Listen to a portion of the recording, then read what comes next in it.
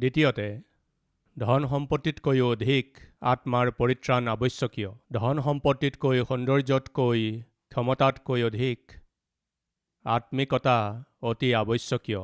প্ৰিয়সকল, আপুনি আত্মিক হ'লেই সংকট নাহিব নেকি? নিশ্চয় আহিব। আৰ্থিক অনাটন নহ'ব নেকি? নিশ্চয় হ'ব।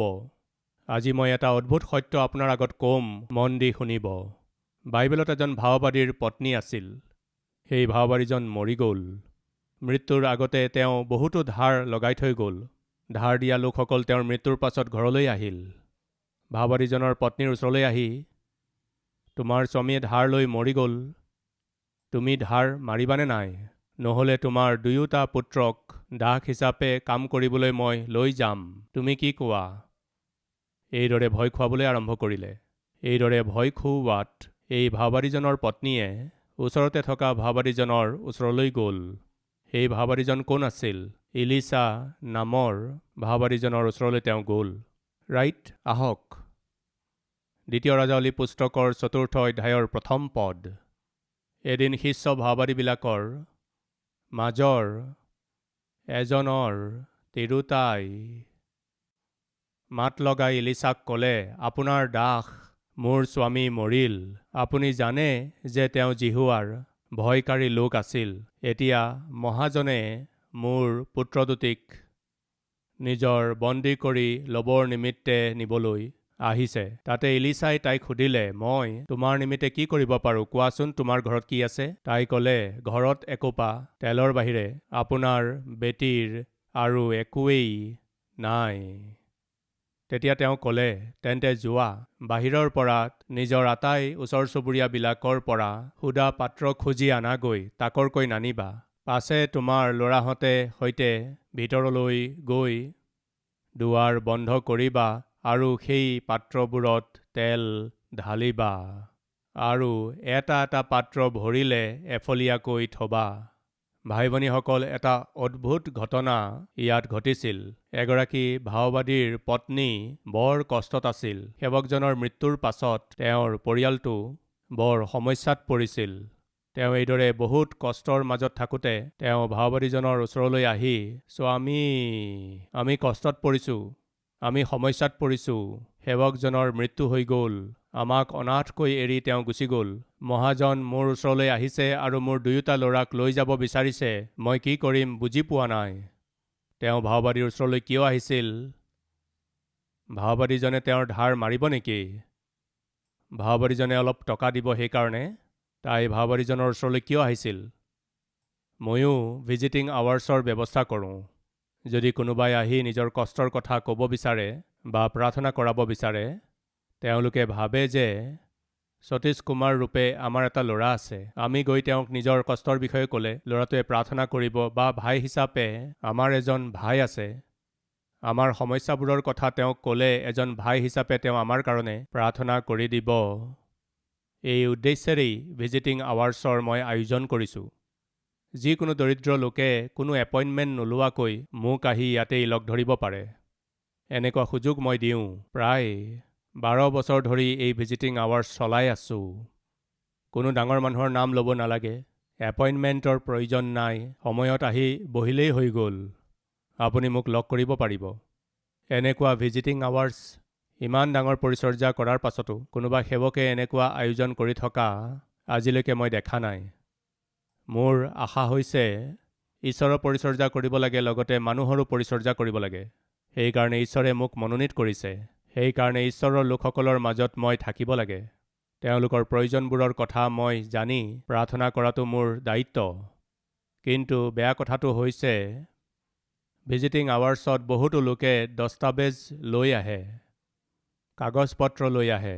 এজনী ভনীয়ে আহি বিচনাত পৰি থকা নিজৰ স্বামীৰ ফটোখন আনি, ভাই এওঁৰ ৰাজহাড় ভাঙি গ'ল, অপাৰেশ্যন কৰিব লাগিব বুলি কৈ আছে। 10 লাখমান টকা খৰচ হ'ব বুলি কৈ আছে। ডক্টৰে কৈছে 10 লাখ টকা লৈ আহা, 10 লাখ টকা লৈ আহিলে অপাৰেশ্যন কৰিব। এয়া ব্ৰাদাৰ, এই বুলি কৈ মোলৈ চাই থাকে। মোলৈ চোৱা মানে তাৰ অৰ্থ কি? এই 10 লাখ টকা মোক দিবলৈ কৈ আছে? নাইবা ঈশ্বৰে আচৰিত কৰ্ম কৰি মোৰ স্বামীক সুস্থ কৰি দিবলৈ প্ৰাৰ্থনা কৰিবলৈ কৈছে? প্ৰাৰ্থনা শব্দটো মুখত ওলোৱা নাই, মোৰ ফালে চাই থাকে। তেতিয়া মই নিশ্চিতৰূপে কৈ দিওঁ যে ভনী, মই ইয়াত আছোঁ প্ৰাৰ্থনা কৰিবৰ বাবে।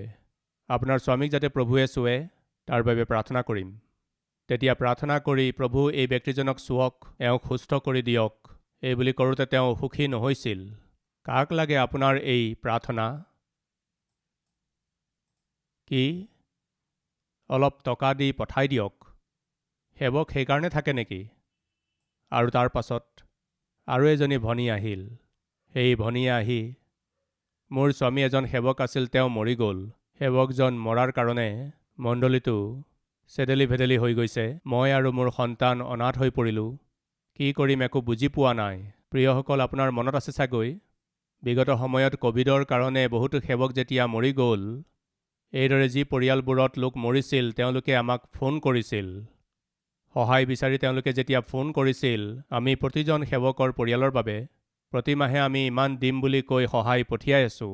আজিলৈকেও যিজন সেৱকৰ মৃত্যু হৈ গ'ল আৰু তেওঁৰ পত্নী আৰু সন্তান অসহায় হৈ পৰিছে, তেওঁলোকৰ বাবে আজিৰ তাৰিখতো আমি সহায় কৰি আছোঁ। প্ৰতি মাহে তেওঁলোকক আৰ্থিক সহায় কৰি আছোঁ।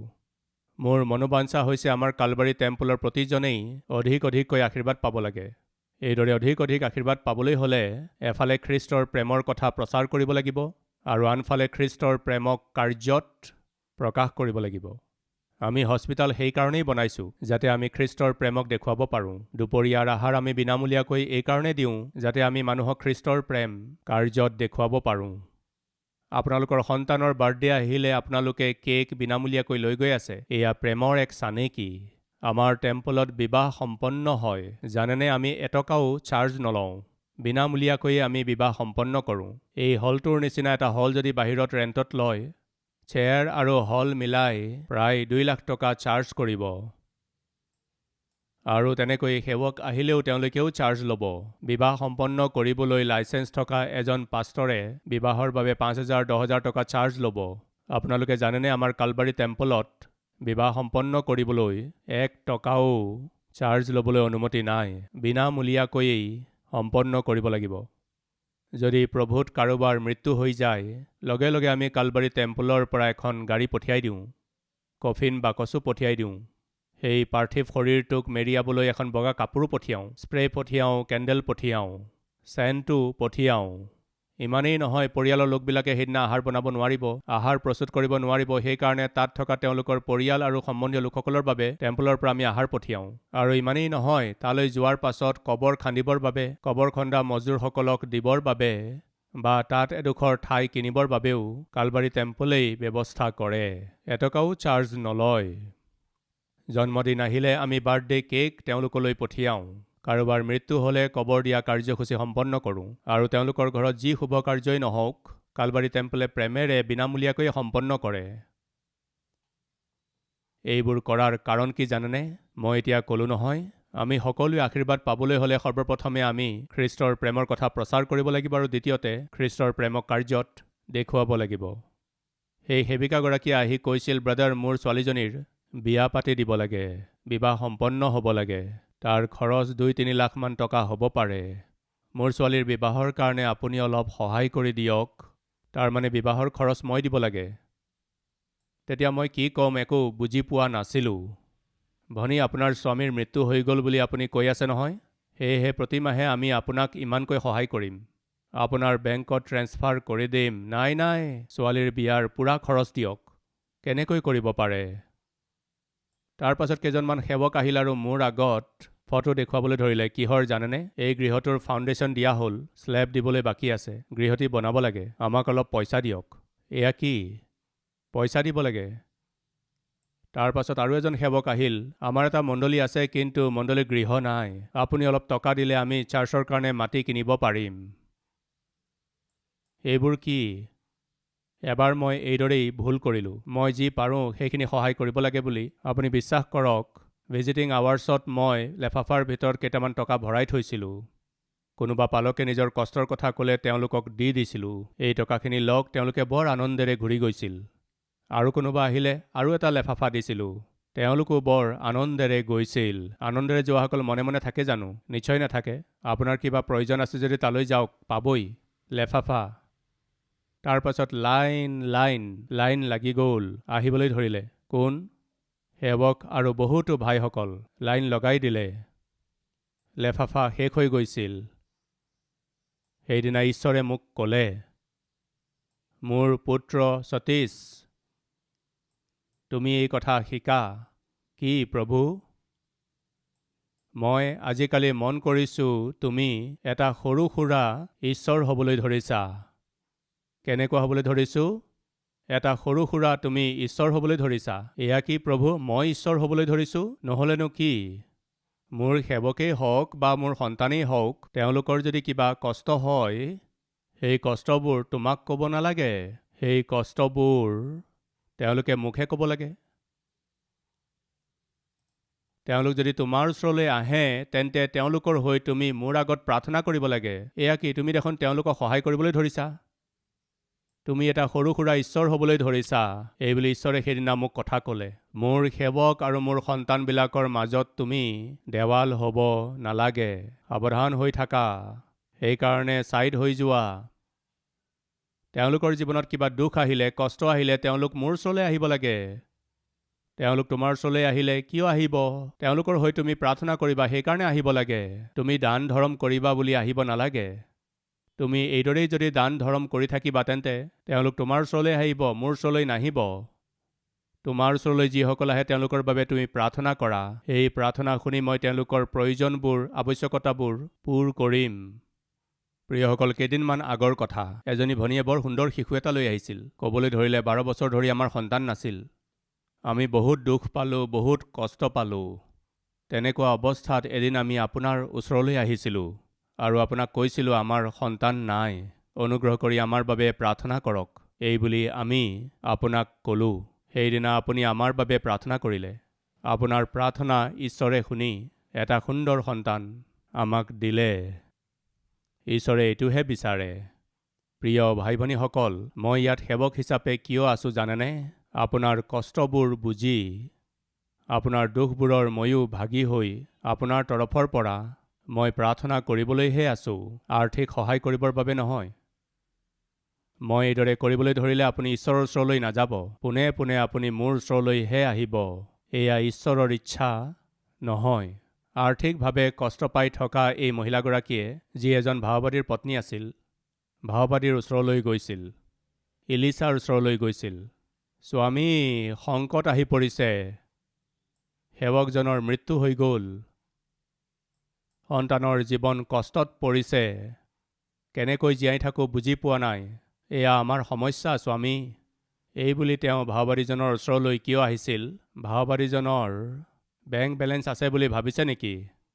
নহয় প্ৰিয়সকল। তেন্তে ভাওবাদীজনৰ সৈতে ভৱিষ্যতক সুন্দৰ কৰি তুলিব পৰা ঈশ্বৰৰ বাক্য আছে। ভাওবাদীজনৰ ওচৰলৈ গ'লে ভাওবাদীজনে ঈশ্বৰৰ বাক্য ক'ব, আৰু সেই বাক্য আমি যদি শুনো, সেই ভাওবাদীজনৰ কথা আমি যদি পালন কৰোঁ, আমাৰ জীৱন সুস্থিৰ হ'ব। এয়াই হৈছে সেই বিধৱাগৰাকীৰ উদ্দেশ্য। মা, মই যি ক'ম কৰিবনে? কওকচোন, আপুনি যি ক'ব তাকে কৰিম। আপোনাৰ বাক্যত সামৰ্থ্য আছে। সেয়া ঈশ্বৰৰ বাক্য। সেয়া ঈশ্বৰৰ বাক্য, সেইকাৰণে আমি তাক সিদ্ধ কৰিম। এতিয়া তোমাৰ কি আছে কোৱা? মোৰনো কি আছে?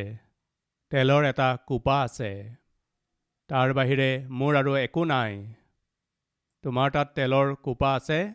হয়, আছে স্বামী। তেন্তে মই কোৱা মতে আপুনি কৰিবনে? কওক, মই কৰিম।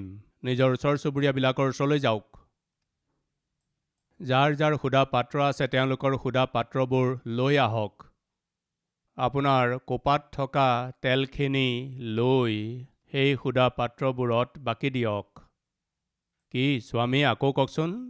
আপোনাৰ তেলৰ কোপাটো লওক, তাত থকা তেলখিনি সুদা পাত্ৰবোৰত বাকি দিয়ক।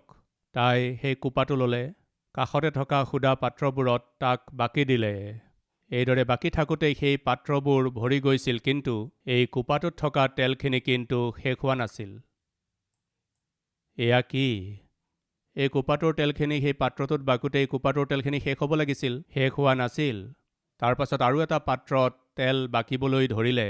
সেই পাত্ৰটো ভৰি পৰিল, কিন্তু কোপাটোৰ তেলখিনি শেষ নহ'ল। তাত থকা সকলোবোৰ সুদা পাত্ৰ সেইদিনা সেই মহিলাগৰাকীয়ে ভৰাই পেলালে, কিন্তু তেওঁৰ কোপাত থকা তেলখিনি শেষ হোৱা নাছিল।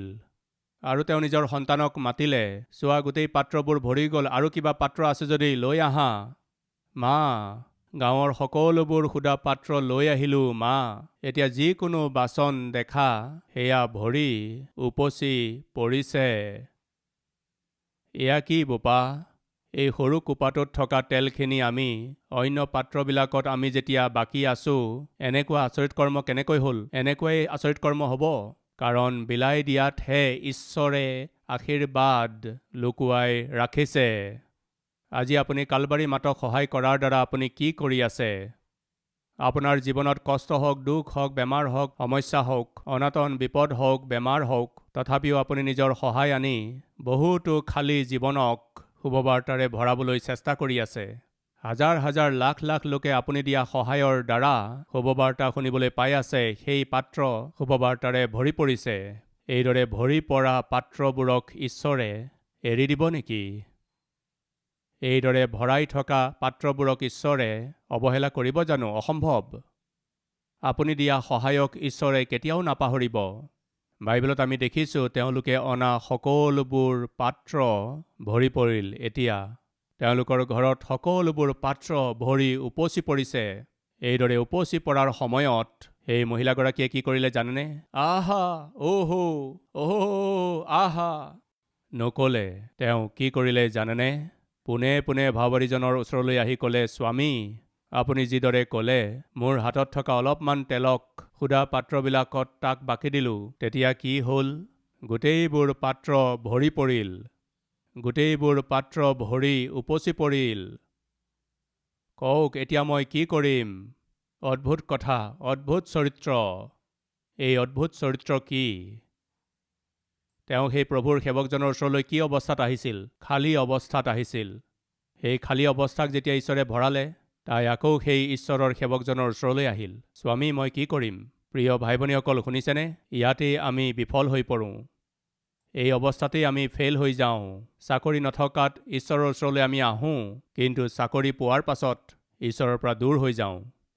সন্তান নহ'লে আমি ঈশ্বৰৰ ওচৰলৈ আহি কান্দোঁ, কিন্তু ঈশ্বৰে সন্তান দিয়াৰ পাছত সেই সন্তানটো পাই আমি ঈশ্বৰক ত্যাগ কৰোঁ। নিজৰ ঘৰ এটা ঈশ্বৰক আমি খোজোঁ, কিন্তু ঈশ্বৰে দিয়াৰ পাছত ঘৰটো সকলোকে দেখুওৱাত ব্যস্ত হৈ যাওঁ।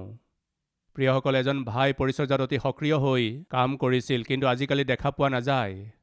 যোৱা সপ্তাহত মই তেওঁক দেখিলোঁ। মই সুধিলোঁ, আজিকালি পৰিচৰ্যাত দেখা পোৱা নাযায়? তেওঁ ক'বলৈ ধৰিলে, মই এটা ব্যৱসায় আৰম্ভ কৰিছোঁ নহয় ব্ৰাদাৰ। হয়, ব্যৱসায় আৰম্ভ কৰিছা? সেইটো বৰ ভালদৰে চলি আছে। কেনেকৈ চলিছে? বৰ ভালদৰে, বৰ ভালকৈ চলিছে। অহ, বৰ ভালদৰে চলি আছে সেই বুলি ভাবি ৰবিবাৰেও চলাই আছা নেকি? হয় ব্ৰাদাৰ, ৰবিবাৰেও চলাই আছোঁ। তেওঁ এতিয়া ঈশ্বৰৰ উপস্থিতিলৈ নাহে আৰু ঈশ্বৰৰ পৰিচৰ্যা কৰিব নোৱাৰে। তাৰ জীৱনত কি বাধা হৈ পৰিছে কওকচোন? ব্যৱসায়ত লাভ। কিমান সময় লাগিব সেই লাভ তেওঁৰ পৰা দূৰ কৰিবলৈ ঈশ্বৰক? এটা মুহূৰ্ত লাগে। ঈশ্বৰৰ পৰা আপুনি আশীৰ্বাদ পোৱাৰ পাছত ঈশ্বৰৰ উপস্থিতিক যদি আপুনি অৱহেলা কৰে, তেন্তে ঈশ্বৰক এক মুহূৰ্তও নালাগে আপুনি যাতে কান্দি কান্দি দৌৰি আহে এইদৰে কৰিবৰ বাবে। আমাৰ ঈশ্বৰে এইদৰে কৰি ভাল নাপায়। আমি যাতে কৃতজ্ঞ হৈ চলোঁ। সেই দৰিদ্ৰ বিধৱাগৰাকীয়ে কি কৰিলে জানেনে? তেওঁৰ ঘৰৰ সকলোবোৰ পাত্ৰ যেতিয়া ভৰি পৰিল, স্বামী, আপুনি যেনেকৈ কৈছিল তেনেকৈ কৰোঁতে কি হ'ল জানেনে? কি হ'ল? এতিয়া মোৰ ঘৰত এটাও পাত্ৰ খালী নাই। গোটেইবোৰ পাত্ৰ ভৰি উপচি পৰিছে। কওক, এতিয়া মই কি কৰোঁ? কি? এতিয়া মই কি কৰিম? এয়াই হৈছে ব্যক্তিত্ব, এয়াই হৈছে আত্মিকতা। প্ৰিয় ভাই আৰু ভনী, কেতিয়াবা ঈশ্বৰৰ উপস্থিতিলৈ আহিছেনে? প্ৰভু, চাকৰি নাথাকোঁতে বহুত কষ্ট পালোঁ। ঘৰ ভাড়া মই দিব পৰা নাছিলোঁ, দোকানৰ বাকী দিব পৰা নাছিলোঁ, কিন্তু আজি আপুনি মোক এটা ভাল চাকৰি দিলে। কওক, এতিয়া মই কি কৰিম এই চাকৰিৰ দ্বাৰা? এইবুলি সুধিছেনে? মই যাতে প্ৰমোচন নাপাওঁ তাৰ কাৰণে মোক হেঁচা মাৰি ধৰিছিল। প্ৰমোচনৰ কাৰণে মই কান্দিলোঁ। এতিয়া আপুনি মোক প্ৰমোচন দি আশীৰ্বাদ কৰিলে। মই প্ৰমোচন পাই গ'লোঁ। মই কি কৰিম? আপোনাৰ ৰাজ্যৰ কাৰণে মই কি কৰিম? আপোনাৰ মণ্ডলীৰ কাৰণে মই কি কৰিম? মোৰ জীৱনত মই উন্নতি পালোঁ। প্ৰভু, মই এতিয়া কি কৰিম? এসময়ত মই বেমাৰত কষ্ট পাই আছিলোঁ, এতিয়া চিন্তাবিহীনভাৱে সুখেৰে আছোঁ। আপুনি মোক সুস্বাস্থ্য দিলে, এতিয়া মই কি কৰিম? আপোনাৰ পৰিচৰ্যাত কেনেকৈ উপযোগী হওঁ? প্ৰিয়সকল, আপোনালোকে যেতিয়া আশীৰ্বাদ পায় তেতিয়া সৰ্বপ্ৰথমে কি কৰিব লাগে জানেনে? আপুনি পোনে পোনে ঈশ্বৰৰ ওচৰলৈ আহি সোধক, কওক মই কি কৰিম?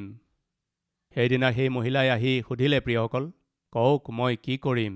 মই কি কৰিম? মই আশীৰ্বাদ পালোঁ, কওক মই কি কৰিম? এনেকুৱা আত্মিকতা লাগে, এয়া আৱশ্যকীয়।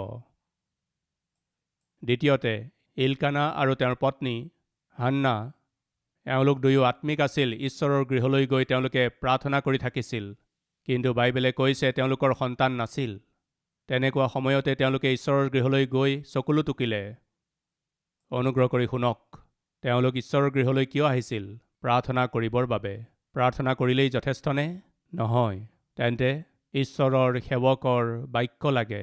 ঈশ্বৰৰ সেৱকৰ মুখেৰে আমি বাক্য শুনিব লাগে। ঈশ্বৰৰ সেৱকৰ দ্বাৰা আমাক প্ৰতিজ্ঞা লাগে। অনুগ্ৰহ কৰি মন কৰিব, সেই সময়ত লাইভ নাছিল প্ৰিয়সকল। সেই সময়ত ইউটিউব, ছ'চিয়েল মিডিয়া নাছিল। থকা হ'লে হয়তো তেওঁলোক নাহিলহেঁতেন। কিন্তু হান্না আৰু ইলকানা এনেকুৱা লোক নাছিল। ঈশ্বৰৰ গৃহলৈ গৈ, ঈশ্বৰৰ উপস্থিতিলৈ গৈ আৰাধনা কৰিব লাগে। ঈশ্বৰৰ গৃহত প্ৰাৰ্থনা কৰিব লাগে।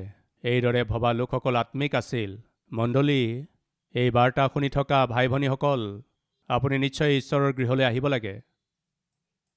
টিভিৰ আগত নাইবা চেলফোনৰ আগত বহি, ছ'ফাত নাইবা শুই শুই, আহাৰ খাই খাই, টিফিন খাই খাই, কফি পান কৰি বাক্য শুনাটো আৰাধনা কেনেকৈ হ'ব?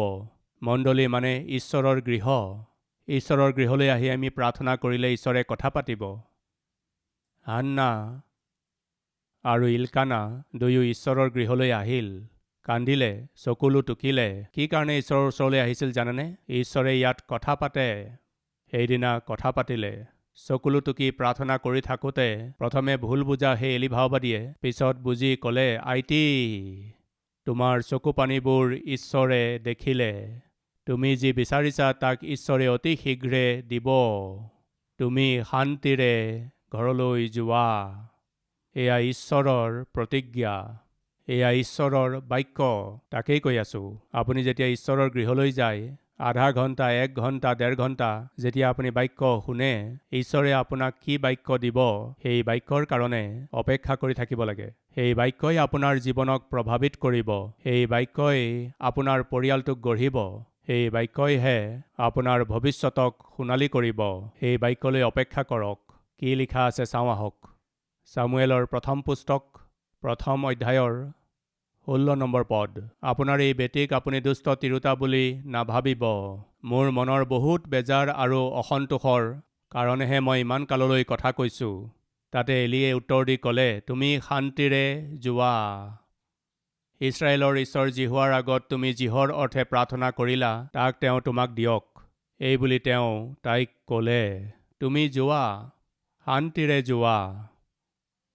ইছৰাইলৰ ঈশ্বৰে তোমাৰ মনে বিচৰা বৰ দিয়ক, উত্তৰ দিয়ক আৰু তোমাক শান্তি দিয়ক।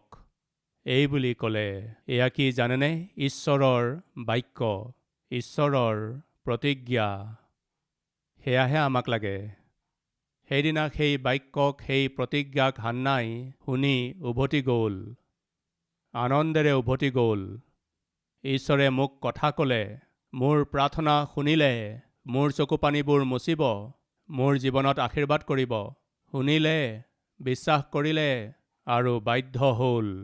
কেইবছৰমান পাছত এটা সুন্দৰ সন্তানক তেওঁ নিজৰ কোলাত লৈ তালৈ আহিল, ঈশ্বৰৰ গৃহলৈ আহিল। প্ৰিয়সকল, মোৰ ঈশ্বৰ, যিয়ে তেওঁৰ বাক্য শুনি বিশ্বাস কৰে তেওঁলোকৰ জীৱনত আচৰিত কাৰ্য কৰোতা ঈশ্বৰ, তাত সন্দেহ কৰিবলগীয়া একোৱেই নাই। আমাক কি লাগে? ধন সম্পত্তি লাগে, সৌন্দৰ্য লাগে, ক্ষমতা লাগে, স্বাস্থ্য লাগে। আচলতে কি লাগে আমাক? আত্মাৰ পৰিত্ৰাণ আৰু আত্মিকতা। আত্মিকতা থাকিলে কি হ'ব? আপুনি ঈশ্বৰত নিৰ্ভৰ কৰিব। আপুনি প্ৰাৰ্থনাত নিৰ্ভৰ কৰিব। আপুনি ঈশ্বৰৰ বাক্যত নিৰ্ভৰ কৰিব। প্ৰতিজ্ঞাবোৰক সাৱটি ধৰিব। এই জগতত ক'ৰো পৰা নোপোৱা উত্তৰ ঈশ্বৰৰ উপস্থিতিৰ পৰা আপুনি পাব পাৰিব। ঈশ্বৰে ইয়াকেইতো আমাৰ পৰা বিচাৰে, ইয়াকেইতো আমাক লাগে। সেইকাৰণে আহক আমি এটা সিদ্ধান্ত কৰোঁ, প্ৰভু মোক যি লাগে সেয়া সম্পত্তি নহয়, সৌন্দৰ্য নহয়, ক্ষমতা নহয়, স্বাস্থ্য নহয়। মোক লাগে আত্মিকতা। সকলো আৱশ্যকতা যাতে মই আপোনাৰ পৰা লাভ কৰিব পাৰোঁ, তেনেকুৱা আত্মিকতা মোক দিয়ক প্ৰভু। আহক সকলোৱে প্ৰাৰ্থনা কৰোঁ। প্ৰাৰ্থনাত সহভাগী হওক।